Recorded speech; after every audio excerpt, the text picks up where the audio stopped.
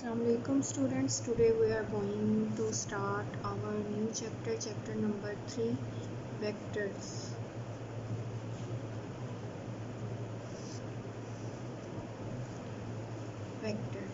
तो आज के लेक्चर में जो है वो हम वेक्टर्स का इंट्रो देखेंगे. Vectors you have already studied in 2 dimensions during your FSc. तो यहाँ पे जो है वो हम उसको 3 डायमेंशन में डिस्कस करेंगे. उसकी जो है वो बेसिक टर्म्स को दोबारा रिवाइज करेंगे. देन जो है वो फर्दर फिर हम इससे रिलेटेड टॉपिक्स को जो एक्सपेंड करेंगे. तो सबसे पहले स्केलर और वेक्टर में हमारे पास डिफरेंस क्या होता है कि जिसमें आपके पास जस्ट मैग्नीट्यूड प्लस यूनिट वो हमारे पास होती है स्केलर क्वांटिटी. और जब आपके पास magnitude plus direction plus unit, जब मैग्नीट्यूड के साथ जो है वो डायरेक्शन और यूनिट ऐड हो जाएं, वो आपके पास क्या होती है, वेक्टर क्वांटिटी. ठीक है, इसकी डिफरेंट एग्जांपल्स होती हैं हमारे पास. और वेक्टर को ग्राफिकली हम कैसे रिप्रेजेंट करते हैं, एक एरो के ज़रिए. उसमें जो एरो हेड होता है वो डायरेक्शन को शो करता है और जो वेक्टर लेंथ होती है ये मैग्नीट्यूड को शो करती है. ठीक है, इसी तरह वेक्टर्स की एडिशन हम कैसे करते हैं. एडिशन हम करते हैं हेड टू टेल रूल के ज़रिए कि अगर हमने 2 वेक्टर्स ए है एक आपके पास और एक वेक्टर आपके पास b है, उनको आपने ऐड किस तरह करना है. तो a प्लस b आपके पास क्या होगा कि आप वेक्टर a ड्रॉ करेंगे, उसके हेड के साथ नेक्स्ट वेक्टर की टेल अटैच करते हुए सेकंड वेक्टर ड्रॉ करेंगे और फिर फर्स्ट वेक्टर की टेल से जो है वो आप लास्ट वेक्टर के हेड को कंबाइन कर देंगे. ये आपका हो जाएगा a प्लस b.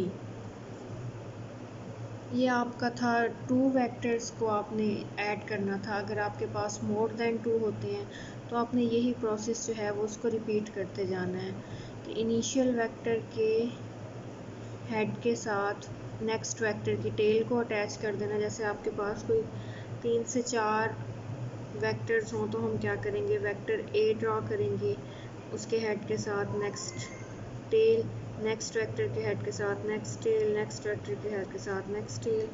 और इसकी एडिशन क्या होगी, वही कि फर्स्ट वेक्टर के इनिशियल पॉइंट से नेक्स्ट वेक्टर के फाइनल पॉइंट तक. इस वेक्टर में ये वाला जो पॉइंट होता है इसको हम कहते हैं,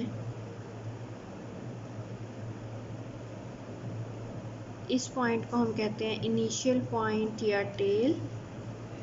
ठीक है, इनिशियल पॉइंट या हम इसको कह देते हैं टेल ऑफ वेक्टर.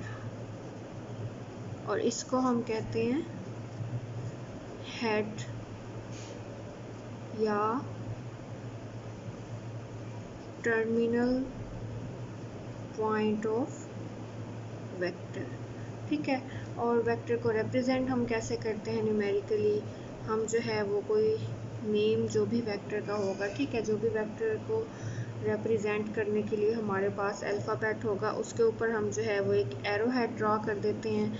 या आप क्या करते हैं, उसको बोल्ड फॉर्म में लिख देते हैं. तो बोल्ड फॉर्म में मेंशन करना यूजली जो है वो थोड़ा सा इनकन्वीनियंट हो जाता है. तो हम जब भी इसको लिखते हैं ज़्यादातर तो हम यही करते हैं कि सिंपली उसका जो है अल्फ़ाबेट लिख के उसके ऊपर हम जो है एक वेक्टर हेड ड्रॉ कर देते हैं. ठीक है, अच्छा, जिस तरह आपने इसका ऐड किया है, सब्ट्रैक्शन भी आप इसी तरह करते हैं. लेट्स सपोज कि आपके पास यही 2 वेक्टर हैं, a is equals to in this direction and b is equals to in this direction. और आपने जो है अब फाइंड आउट करना है a माइनस b. तो आप सिंपली यही head to tail rule use कर सकते हैं. पहले आप इसको थोड़ा सा रीअरेंज करके लिखें. ए माइनस बी को आप लिखेंगे ए प्लस इंटू माइनस बी, और अब माइनस बी का मतलब है कि इस बी की डायरेक्शन जो है वो रिवर्स करके आप इसको इस तरह ड्रॉ कर दें। ये आपके पास क्या आ जाएगा, माइनस बी। अब इस माइनस बी को जो है वो आप ए में ऐड कर देंगे। ये आपने ए ड्रॉ किया, ये आपने माइनस बी ड्रॉ किया, और ये आपके पास आ गया अगेन ए माइनस बी। ठीक है, तो सब्ट्रैक्शन के लिए भी जो है वो आप यही रूल यूज़ कर सकते हैं। ये हो गई हमारे पास एडिशन और सब्ट्रैक्शन। नेक्स्ट हमारे पास इसकी क्या होगी, मल्टीप्लिकेशन। वो हम उसका हम अलहदा से एक लेक्चर होगा, ठीक है, उसको हम अलहदा से डिस्कस करेंगे। अच्छा, नेक्स्ट जो है एडिशन प्रॉपर्टी जो है ये एसोसिएटिव लॉ को फॉलो करती है कि लेट्स सपोज हमारे पास 3 वेक्टर्स हैं। वेक्टर ए है हमारे पास इस डायरेक्शन में, ठीक है, वेक्टर बी है हमारे पास इस डायरेक्शन में, और वेक्टर सी है हमारे पास इस डायरेक्शन में। हमने जो है ए प्लस बी प्लस सी फाइंड आउट करना है। हमने इन 3 वेक्टर्स का सम फाइंड आउट करना है। तो इस वेक्टर को हम कैसे, इसको हम 2 मेथड से कर सकते हैं कि पहले या तो हम ए प्लस बी को ऐड कर लें, ठीक है, जो उसका आंसर आए उसमें हम सी को ऐड कर दें, या आप पहले बी प्लस सी को ऐड कर दें और जो उसका आंसर हो उसमें आप ए को ऐड कर लें, या सिंपली आप ए प्लस बी प्लस सी कर लें। तो एसोसिएटिव लॉ जो है वो यही कहता है कि आप जो मर्ज़ी रूट फॉलो करें, ठीक है, आप जिस तरह मर्ज़ी इन्हें ऐड करें, आपका जो फाइनल आंसर होगा ना वो क्या रहेगा, सेम। मीन्स आप ए प्लस बी करके सी ऐड कर दें, या आप बी प्लस सी कर दें, आपका जो फाइनल आंसर होगा वो क्या रहेगा, सेम। तो सबसे पहले हम सिंपली ए प्लस बी प्लस सी कर लेते हैं। ए है हमारा इस डायरेक्शन में, ये हो गया ए, ये हो गया हमारे पास बी, इसको हम हेड टू टेल रूल के ज़रिए ज्वाइन कर रहे हैं सबको, ठीक है। ये हो गया हमारे पास सी, और हेड टू टेल रूल के ज़रिए अब इसका सम क्या आएगा, ये वाला, ये आ गया आपके पास रिजल्टेंट वेक्टर, इसको मैं कह देती हूँ आर, ठीक है। अब हम एसोसिएटिव लॉ की जो है वो ये वाली साइड देखते हैं, ए प्लस बी, ये ए हो गया हमारे पास और ये बी हो गया, तो इसका सम क्या आएगा, ए प्लस बी क्या आएगा, ये वाला वेक्टर, ये हो गया ए प्लस बी। अब इस ए प्लस बी में अगर हम सी को ऐड करें, ठीक है, ये ए प्लस बी की पहले हमने ये वाली चीज़ जो है ये प्लस बी हो गया, और उसके बाद ये क्या हो गया हमारे पास, उसमें सी ऐड हो गया। अब देखें अब फिर फाइनल आंसर क्या आया है, वही वेक्टर आर। या हम पहले क्या कर लें, बी प्लस सी कर लें, कि ये आपके पास बी है और ये आपके पास क्या है, सी। पहले आप इन दोनों को ऐड कर लें, तो ये वाला वेक्टर आपके पास क्या आ जाएगा, बी प्लस सी। अब इस वेक्टर के साथ आप ऐड करें ए को, और इनका आप हेड टू टेल रूल के ज़रिए लें, फिर भी आपके पास क्या रहता है, यही वेक्टर आर। मीन्स आप जिस मर्ज़ी मेथड को या जिस मर्ज़ी रूट को फॉलो कर लें, आपके पास एसोसिएटिव लॉ जो है वो होल्ड करता है। फिर है हमारे पास जब हम यूनिट वेक्टर्स, यूनिट वेक्टर क्या होते हैं, जब हम कोऑर्डिनेट सिस्टम में वेक्टर को रिप्रेजेंट करते हैं 3 डायमेंशन में, जब हम इसको रिप्रेजेंट करेंगे, ये आपके पास हो जाएगा x, ये आपके पास हो जाएगा y, ये आपके पास होगा z, यहाँ पे आपका कोई वेक्टर है r। तो जो x के अलोंग डायरेक्शन को शो करने के लिए हम वेक्टर यूज़ करेंगे उसे हम कहेंगे i, और जो y के अलोंग डायरेक्शन शो करेंगे उसको हम कहेंगे j, और जो z के अलोंग डायरेक्शन शो करेंगे उसको हम कहेंगे k।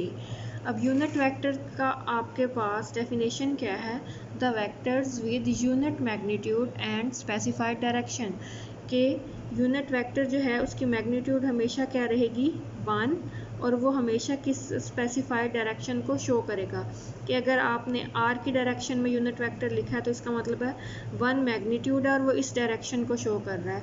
अगर आपने i लिखा है तो इसका मतलब है कि 1 मैग्नीट्यूड है और वो along the x axis direction को शो कर रहा है।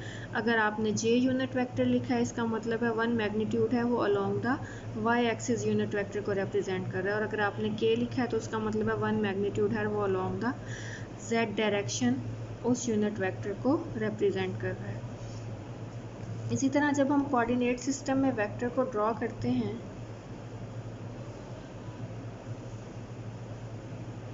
x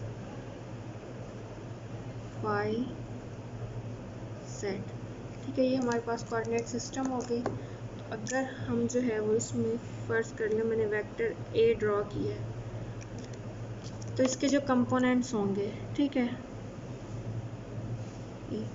जो y के अलोंग कंपोनेंट होगा उसको हम क्या कहेंगे ay,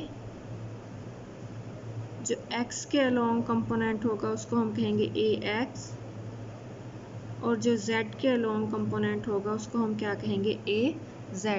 तो वेक्टर को हम इन कंपोनेंट फॉर्म कैसे लिख सकते हैं, a is equals to axi, इसमें ax जो है वो उस कंपोनेंट की मैग्नीट्यूड शो करेगा अलोंग x एक्सिस, और i जो है वो unit direction, plus ayj plus azk। ये होगी आपकी complete vector representation in the terms of components.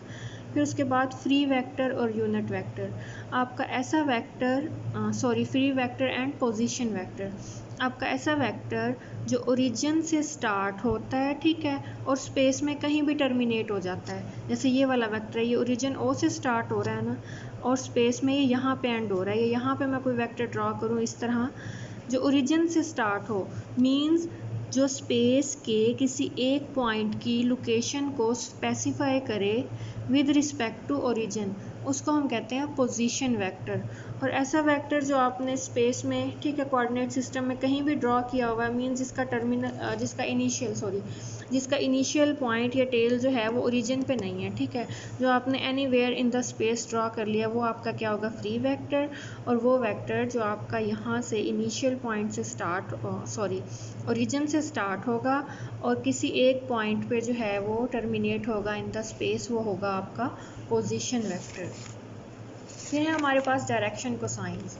Direction cosines हमारे पास रेशियो होती है बेस टू हाइपोटेनस, ठीक है, कि जब हम स्पेस में वेक्टर के कंपोनेंट्स ड्रॉ करें, ठीक है, तो जो वो एंगल बनाएगा उस स्पेस कोऑर्डिनेट्स के साथ वो वेक्टर,